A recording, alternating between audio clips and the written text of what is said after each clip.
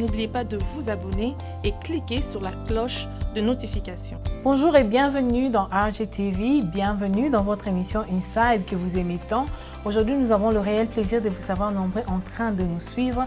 Nous avons le réel plaisir que vous continuez toujours à vous abonner, surtout à appuyer sur la cloche de notification de façon à ce que vous ne manquez rien du tout. Nous nous retrouvons encore une fois de plus sur ces plateaux dans votre émission d'où nous parlons de parcours. Alors pour ce soir, nous avons un invité qui nous vient de très loin. Il est pasteur, bien sûr, des églises Philadelphie. Il va se présenter ce soir et ensemble, nous allons le découvrir. Bonsoir, pasteur. Bonsoir, madame. Comment vous allez? Je vais très bien, merci. Et vous-même? Je veux bien, merci, Dieu fait grâce. C'est un réel plaisir de vous avoir ce soir sur notre plateau, pasteur Amos. Gloire à Dieu. Déjà, je ne sais pas si c'est la première fois pour vous d'être ici à Dallas ou pas. C'est la première fois pour moi d'être aux États-Unis et plus précisément ici à Dallas, au Texas, par la grâce de Dieu, bien évidemment. Nous sommes très contents que vous êtes là pour la toute première fois. Merci. Mais j'allais ajouter, malheureusement pour vous, vous êtes venu pendant le summer. Dites-moi un peu comment vous avez trouvé le climat. Oui, alors j'ai entendu de loin. Maintenant, je suis en train de palper la réalité. Je me rends compte qu'il fait extrêmement chaud à Dallas. Et surtout avec les coups de vent liés à la chaleur et tout. Donc, c'est pas évident. Mais bon, on fait avec. Vous savez, il y a l'air, mais c'est pas frais. Non, c'est pas frais, c'est chaud. C'est ces coups de vent chauds là qui... Mais c'est un peu fascinant. Il y a des temps où on aimerait vivre ça, connaître ça. Ça fait du bien. Waouh! Vraiment, malheureusement pour vous, heureusement pour nous que vous êtes là pour la toute première fois et on sait et on est sûr qu'on serait béni de votre présence ici. Mais malheureusement pour vous, vous êtes venu à un moment où les gens fuient Texas parce que vraiment, la chaleur, c'est insupportable. Je me permets de le dire comme ça parce que c'est vraiment insupportable. Mais sinon, à part ça, comment vous avez aimé la ville? Oui, c'est une belle ville.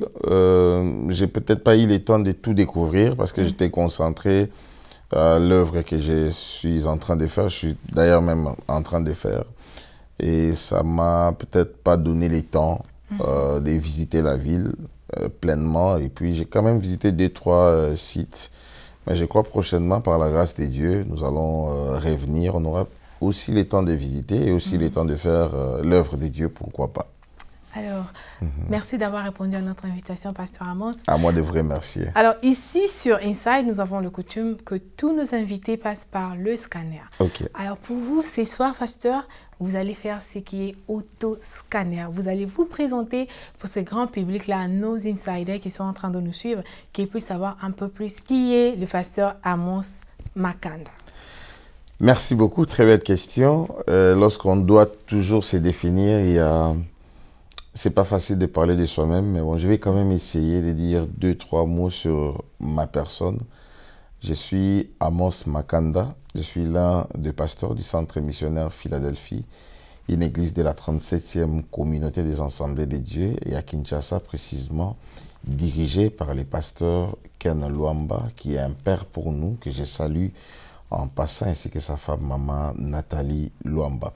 Je suis marié à une seule femme, elle s'appelle Charlie Makedika Makanda, qui certainement pourra aussi suivre cette émission.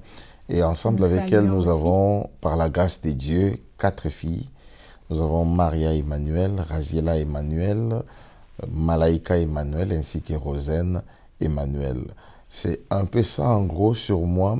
Et en rapport avec les tâches que j'ai faites dans mon église, dans l'église où je travaille comme pasteur auprès du pasteur Ken, je suis responsable des cultes matinaux et j'ai aussi la responsabilité du 3e culte du dimanche au centre missionnaire Philadelphie. Alors, en dehors de l'église, nous conduisons également une plateforme qui réunit tous les ouvriers, tous les professionnels du centre-ville de Kinshasa. La plateforme s'appelle Le Feu du Midi.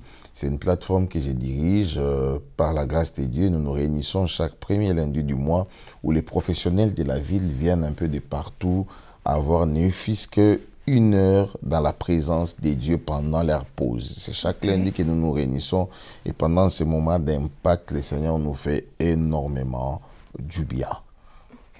Donc ça, c'est en gros Amos Makanda, de par son profil, est lié au ministère. Ok, nous sommes très heureux. Alors, j'ai entendu, vous avez parlé, vous avez cité le nom de votre fille. Déjà, en passant, c'est comme... De mes filles. De vos filles, voilà, de vos filles. Et en passant, j'allais dire, c'est comme l'apôtre Rolanda, Oh là. il a que de filles. Hey. Donc, du coup, vous avez donné le nom de Emmanuel partout. C'est comme ça que vous avez voulu que ça puisse être Ah, ou oui. Ah oui. leur post-nom, en fait? Au fait, l'idée derrière les post-noms, ou je peux dire les post-noms, ou les prénoms, allais-je même dire. L'idée derrière les prénoms de mes filles est que j'étais animé d'une seule chose. Je me dis, c'est vrai que par la grâce de Dieu, nous avons eu des enfants, nous avons eu des filles, mais on se disait, moi et ma femme, que nos filles doivent être des porteuses de la gloire de Dieu, les porteuses de la présence de Dieu. Et raison pour laquelle on se disait toujours, on aimerait faire habiter en elle, de par leur nom déjà, la présence de Dieu. Emmanuel veut simplement dire Dieu parmi nous. Et en donnant ces noms-là, c'est qu'on cherche derrière et que la présence de Dieu ne quitte jamais leur vie. En fait, c'est beau et unique. Merci beaucoup. Bon, Okay. Pasteur Amos, en Oui. passant, vous êtes... Bon, permettez-moi. Hein. Allez-y. Par votre nom de famille, est-ce que vous êtes lié à Monsieur Ouera? Si vous me permettez, est-ce que vous êtes parenté d'une manière ou d'une autre? On n'est pas liés, on n'a pas de liens de famille. Lui, il est du Bandundu et moi, je suis du Bas-Congo. Ça n'a rien à voir. Donc, le Makanda existe Oui, mais chez nous, au Bas-Congo, les Makanda, ou Makanda veut simplement dire famille. famille. Ça n'a rien à voir, je ne sais pas chez eux là-bas ça veut dire quoi, mais chez les Luba par exemple, Makanda veut dire la force. Mais chez nous au Bas-Congo, Makanda veut dire famille. Ok. Bon. Je suis contente que we got that out of the way. Alors, Pasteur, moi, si vous êtes ici ce soir, nous sommes en train de parler de votre parcours. Alors, on aimerait quand même savoir votre parcours avec le Seigneur. À quel âge vous avez cru? À quel âge vous avez commencé à servir Dieu? Ça, c'est une très bonne question. Je dirais que j'ai commencé à servir Dieu tôt. Et si je dois parler de ma conversion, je dirais même j'ai reçu le Seigneur à plusieurs reprises. Je suis issu d'une famille chrétienne. Mon père est pasteur, ma maman aussi. Je les salue là où ils sont. Alors, généralement, comme tout enfant d'un serviteur de Dieu, lorsque vous partez à l'église, vous partez par habitude. Il n'y a rien, vous n'avez aucune relation personnelle avec Dieu. Mais lorsque vous partez, c'est par habitude. Vous partez parce que tout le monde doit aller à l'église. Si vous ne partez pas, ça sera... En fait, vous les faites par corvée.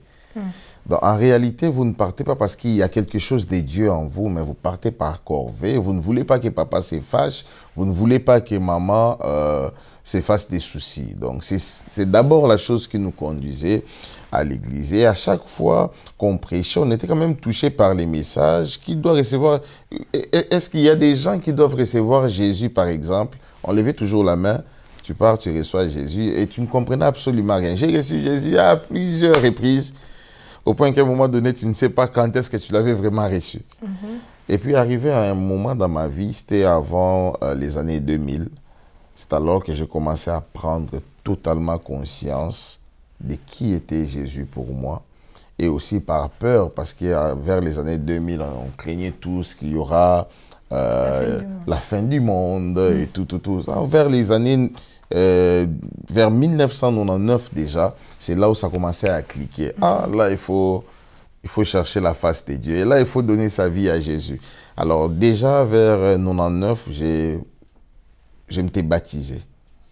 J'ai donné ma vie à Jésus, je me suis fait baptiser. Et ça allait très bien. J'ai commencé à servir Dieu à l'église où mon père dirigeait. Et puis, lorsque je suis allé à l'université, c'était compliqué. C'est là où j'ai vraiment connu le monde. J'ai connu le monde, j'étais tout sauf être un enfant d'un serviteur de Dieu. J'ai eu à découvrir la bière, j'ai eu à découvrir qu'il faut fumer par moment, j'ai eu à découvrir toutes ces choses, j'ai eu à découvrir l'ambiance du monde. hein, un peu pour dire, j'ai eu à découvrir les choses du monde. Comme les choses du monde, des fois, ça tâche à nous et on tombe dans les travers, on commence à les aimer et c'était parti. Et puis un jour, j'ai commencé à fréquenter de temps en temps une église à côté et je partais aussi parce que les amis partaient chaque dimanche, vu que j'étais au Home, juste à l'Académie des Beaux-Arts. Je me rendais souvent là-bas à Logos Rema. Mais je ne partais pas parce que j'étais attaché à cette église, non, rien à voir. Mais je partais quand même par habitude parce que tout le monde s'y rendait. Et exactement 24 février 2008, Philadelphie s'est lancée. J'étais vraiment un bon frère, mais un peu un pied dedans, un pied dehors. Et vers le 24 février 2008, Philadelphie s'est lancée. J'ai assisté au premier culte du Centre missionnaire Philadelphie. Et ça, c'était le départ d'une vie. Et depuis, je suis pleinement ancré, assis dans les choses de Dieu. Ok, on entrera en détail sur Philadelphie, mais déjà en passant, est-ce qu'il y a quelque chose que vous regrettez de votre jeunesse, de votre passé, ou si c'était à refaire? Je suis encore jeune, hein?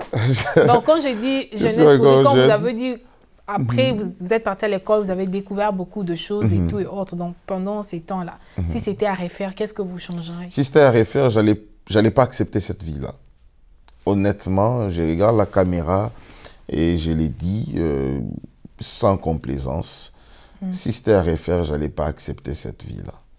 Ça m'avait conduit dans beaucoup de travers, dans beaucoup de choses. Je devais peut-être me garder, mais je ne m'étais pas gardé. J'ai connu des choses que j'estime être regrettables. Mais dans toutes ces choses, il y a quand même des leçons cachées derrière et nous apprenons chaque jour. Et la vie nous enseigne. Et dans notre marche avec Dieu, aujourd'hui, ça nous sert des leçons. Et certains points de notre passé, on peut les prêcher autrement aux autres et surtout à la génération d'aujourd'hui. Ok. Yeah. C'est bien. Alors, vous avez parlé du lancement du Centre missionnaire Philadelphie en 2008. Et après un long moment, on a tous, le monde a tous connu un secousse où l'apôtre Roland Dallot je peux dire, qui a laissé, s'est retiré de tout ce qu'il y a comme, comment je peux dire, gérance et tout et autres de l'Église. Et quand cet événement est arrivé, je crois que c'était vraiment un événement qui a vraiment choqué le monde. Vous, personnellement, Pasteur Amos, quel était votre sentiment? Je vais revenir sur la question, mais je vais quand même commencer à la genèse de l'histoire.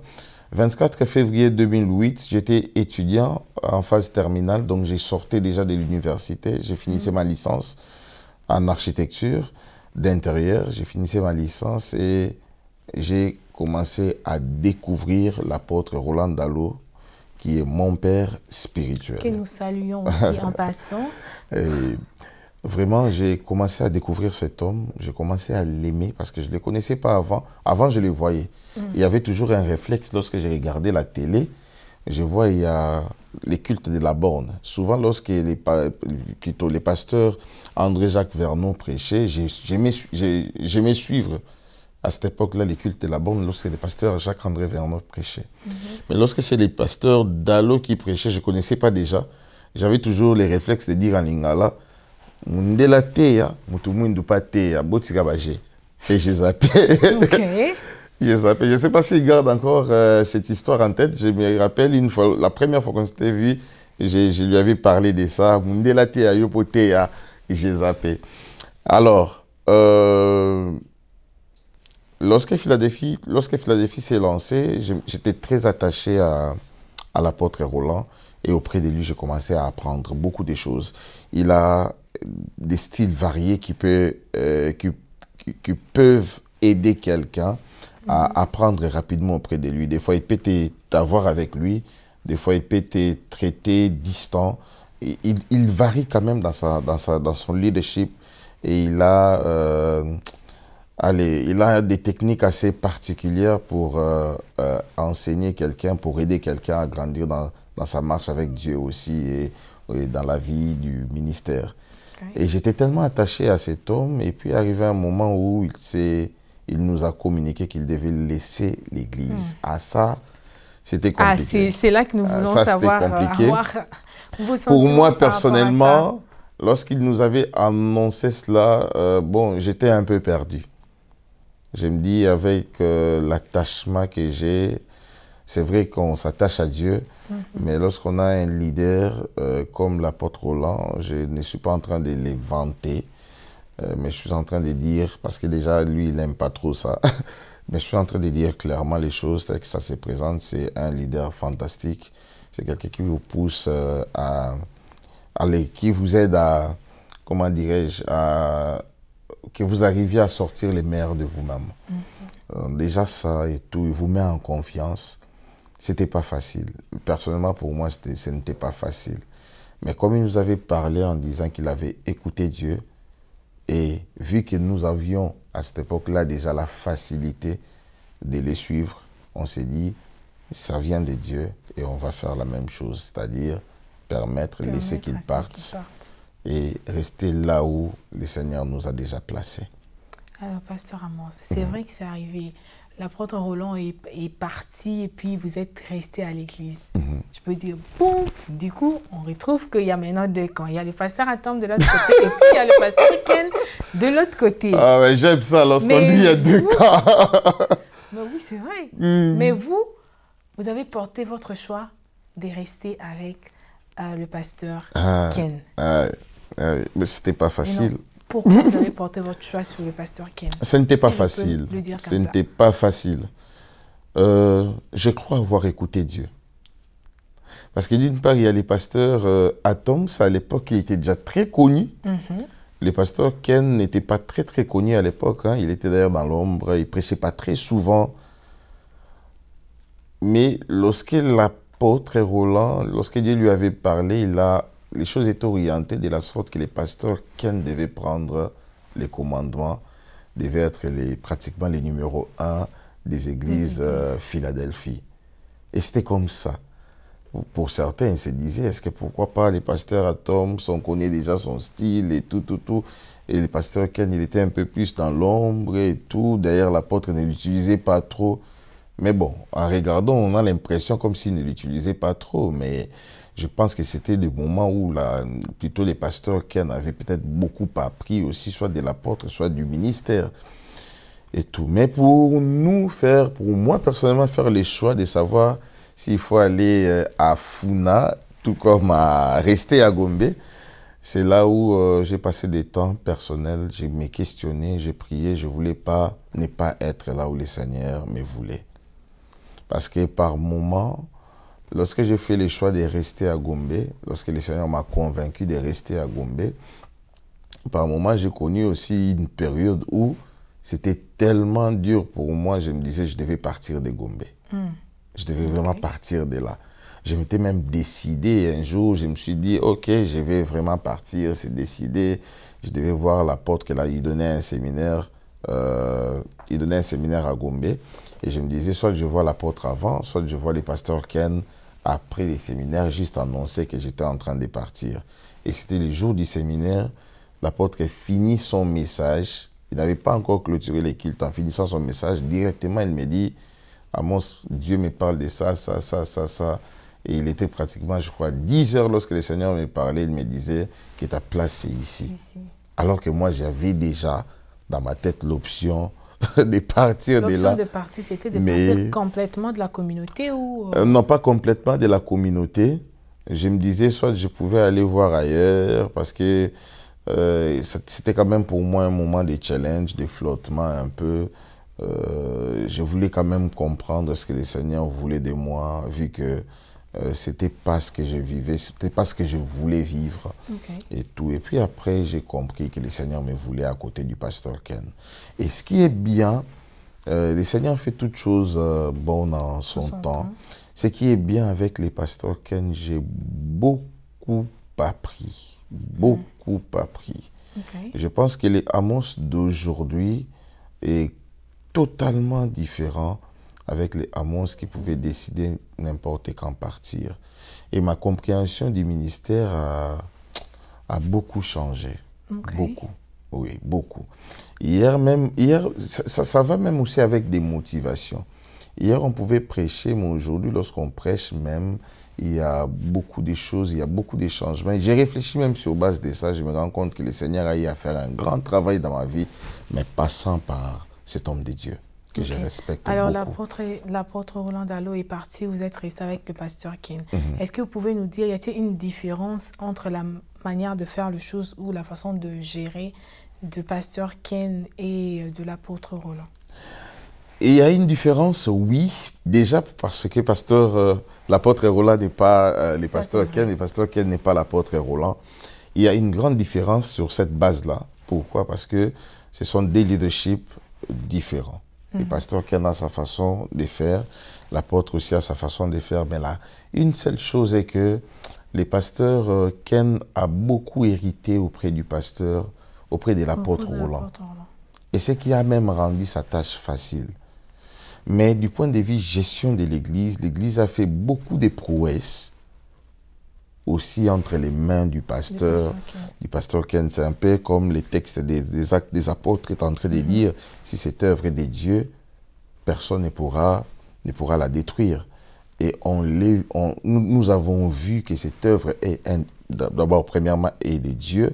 Et puis, deuxièmement, nous avons juste compris par la façon de faire que Dieu était derrière les pasteurs, d'abord derrière l'apôtre, en faisant les choix du pasteur Ken, et nous avons vu et nous vivons que Dieu est en train de conduire le pasteur Ken. Malgré son départ, rien n'a changé pratiquement. Non, beaucoup de changements. Donc quand je dis rien n'a changé, pour dire que il n'y a pas souvent quand quelqu'un qui a une vision et tout et autre, c'est relâche d'une affaire, on sent toujours qu'il y a de...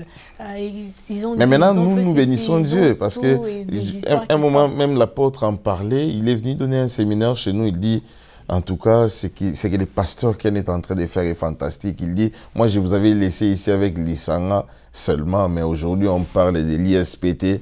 Et puis, il y a un monde fou là-bas et tout. Donc, malgré son départ, il n'y a pas eu de division, il n'y a pas eu de mésentente, il n'y a pas eu de... C'est lui a dit ou il a fait ceci. C'est comme ça, je dis qu'il n'y a pas eu vraiment une différence comme telle. Non, non, on n'a pas connu ces choses parce que ce qui était aussi bien est que l'apôtre Roland, non, il n'a pas seulement écouté Dieu, mais il a quand même structuré les choses. Les choses étaient très bien structurées et les pasteurs Ken...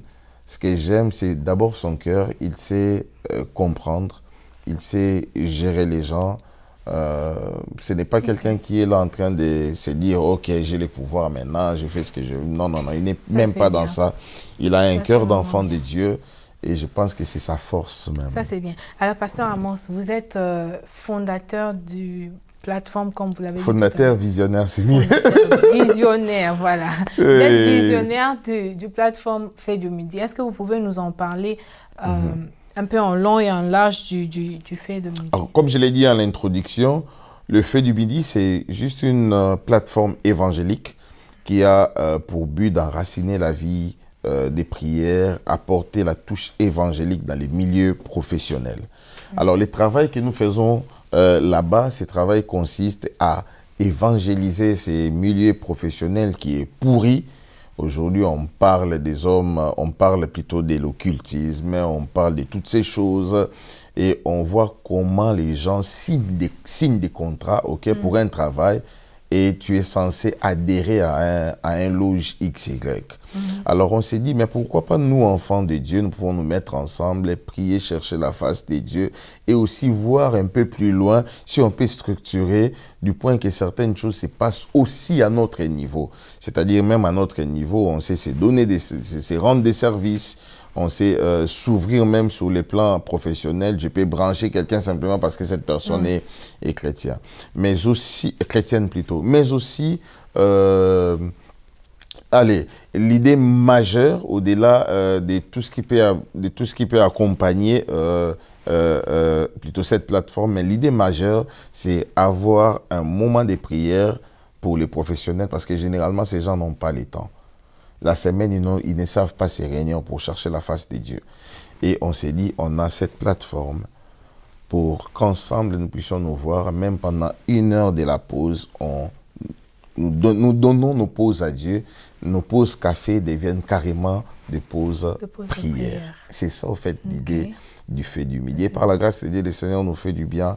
Et il y a des gens qui viennent chaque premier lundi du mois, surtout s'il n'y a pas activité de Philadelphie, parce que je suis pasteur de Philadelphie, je dépends de Philadelphie. Et des mois où il n'y a pas activité de Philadelphie, nous avons fait du midi. Mais si on a activité de Philadelphie, je ne sais pas organiser une activité en dehors de mon église, qui pourra peut-être déranger une activité de mon église. Alors, c'est une très bonne chose. Mais moi, je tenais déjà à poser la question. Est-ce que c'est simplement, comme vous avez dit là, pour des hommes d'affaires ou... Des professionnels. Des professionnels seulement. Et, bon, nos portes sont ouvertes à tout le monde, mais l'idée claire, la vision, c'est pour ces gens-là. Raison pour laquelle nous passons nos réunions dans les centres-villes de Kinshasa. Donc, notre cible principale, c'est les professionnels du centre-ville de Kinshasa. Alors, mais maintenant, on s'est dit, on pourra un peu plus tard s'étendre, aller dans différents coins, placer un peu comme des points chauds des prières, où à 12 heures, allez, le feu s'allume un peu partout. Donc, on va voir comment mettre la ville de Kinshasa sur le plan professionnel en fait. Que le Seigneur nous aide, nous prête les moyens, qu'il soutienne la vision pour que nous puissions nous lancer dans différents coins.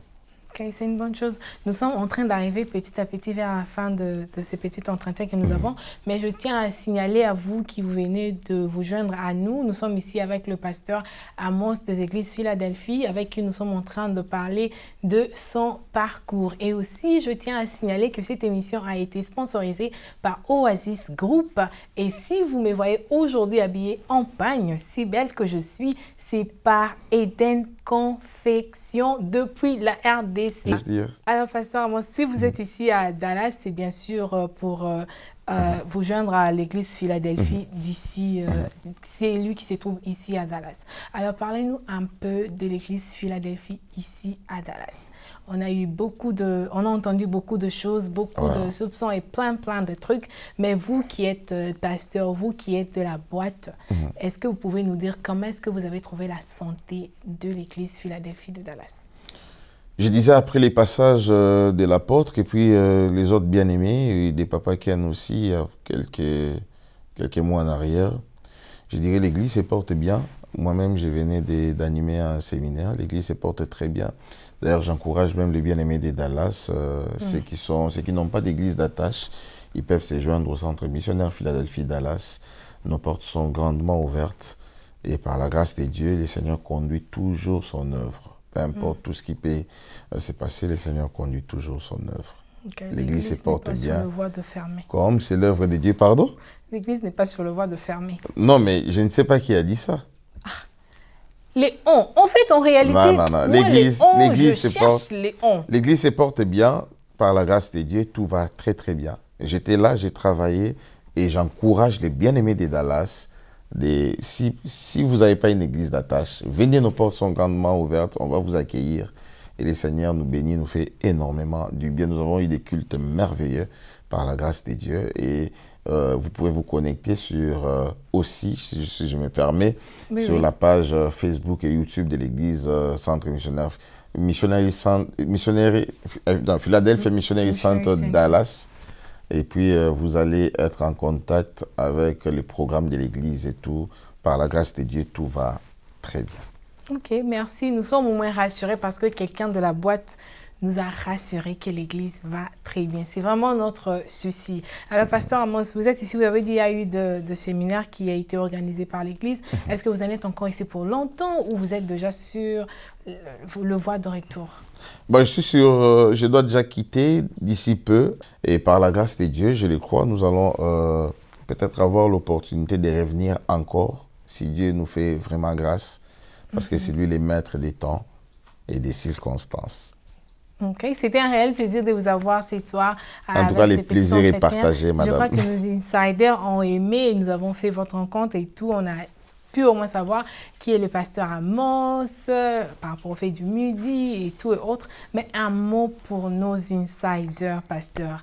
Nos insiders qui aiment nous suivre, qui nous ont suivis du début jusqu'à la fin. Vous avez un mot à leur dire. Je commencerai d'abord par bénir les vies de ceux qui nous ont suivis. Que le Seigneur vous bénisse abondamment. Merci pour votre temps que vous avez consacré à nous suivre. juste un mot pour vous, je dirais que la grâce de Dieu ne quitte jamais vos vies. Je prie que vous puissiez connaître les parcours de Joseph. Et lorsqu'on est en train de lire la Bible, en lisant dans les livres de Genèse, c'est alors qu'on comprend que dans les parcours de Joseph, partout où il allait, partout où il s'est trouvé, il y a toujours une phrase qui revient de temps en temps et que la bonne main de l'Éternel était sur lui, la faveur de l'Éternel l'accompagnait, la main de Dieu l'accompagnait. Et je prie dans le nom de Jésus, partout où vous allez vous retrouver, partout où vous allez vous trouver, que cette phrase revienne et que cette phrase soit votre partage, que la bonne main de l'Éternel vous accompagne, que la grâce de Dieu vous accompagne et que les faveurs de Dieu soient votre partage. Je vous bénis au nom de Jésus et Amen. Amen. Merci beaucoup. Mais on ne peut pas se séparer sans pourtant vous donner l'opportunité de dire un mot pour ces gens-là qui sont à Kinshasa, pour ces gens-là professionnels, comme vous venez de le dire tout à l'heure, qui aimeraient se joindre à vous, qui ne savent pas comment et par où commencer, un message pour eux. Pour nos amis Feu du Midi, Kinshasa, j'aime toujours l'annoncer avec beaucoup plus de vie. Pour nos amis Feu du Midi, juste vous rappeler que nous sommes là chaque premier lundi du mois. Nous serons là le premier lundi du mois d'octobre. Et malheureusement, nous ne pouvons pas être là le premier lundi du mois de novembre. Et nous allons reprendre les premiers lundis du mois de décembre. Nous allons clôturer par l'année 2023 par une célébration. Et comme nous le savons toujours, nous allons démarrer l'année 2024. Donc les premiers lundis du mois de janvier et les 2 premiers jours qui vont suivre, nous allons nous retrouver toujours à l'endroit habituel, la Perle de Sainte-Anne, au numéro 1 de l'avenue Doumi, juste en face de l'ambassade des États-Unis, référence la gare centrale. Nous serons là par la grâce de Dieu et je crois que le Seigneur va nous faire encore du bien, inviter plusieurs et le Seigneur ne manquera pas de nous bénir. Que Dieu vous bénisse. Vous retrouver sur les réseaux sociaux? Alors, ceux qui peuvent se connecter à nous, ils pourront nous suivre en ligne. Je suis sur Facebook, sur Instagram, sur Twitter, sur encore TikTok. Donc, c'est si facile. Tapez juste Amos Makanda et vous allez me voir. Et pour certains, vous pouvez même taper Amos Makanda, pasteur. Vous allez me voir. Amos Makanda sur Instagram 1, sur Twitter Amos Makanda, je crois 01 ou 1. Vous allez me voir. Qu'on se connecte et gardons contact. Je crois que le meilleur est à venir. Dieu a préparé des bonnes choses pour nous et pour notre bien. Que le Seigneur vous bénisse. Que le Seigneur vous bénisse. Amen. Merci beaucoup, pasteur. Merci de votre présence ce soir. Certainement, on a été béni. Certainement, quelqu'un à la maison a été béni. Je crois aussi certains vont aussi essayer de vous suivre et surtout pour en savoir plus sur le Feu du Midi. J'espère que ce n'est pas la dernière fois que vous êtes passé ici sur le plateau de RGTV. C'est à moi de vous remercier, madame. Pour la chaîne, pasteur. C'est à moi de vous remercier, madame. Et je dis un grand merci à Dieu d'abord pour RGTV, pour cette grande mission que vous avez ici dans la ville de Dallas. Ce n'est pas en vain que le Seigneur vous a placé stratégiquement ici. Il a un but qu'il poursuit avec vous. Alors, travaillez pour atteindre le but de Dieu. Amen. Ne passez pas à côté de cela. C'est pour ça que le Seigneur vous a conduit de là où vous étiez et vous a fixé ici. Il a une mission qu'il veut accomplir avec vous. Allez, laissez-vous comme ses instruments entre ses mains et vous allez vivre sa gloire. Amen. Merci beaucoup. Merci. Alors à vous qui nous avez suivis du début jusqu'à la fin, j'espère que vous avez été bénis, j'espère que vous avez été édifiés par rapport au parcours du pasteur Amos. Quant à moi, je vous dis déjà au revoir et à très bientôt.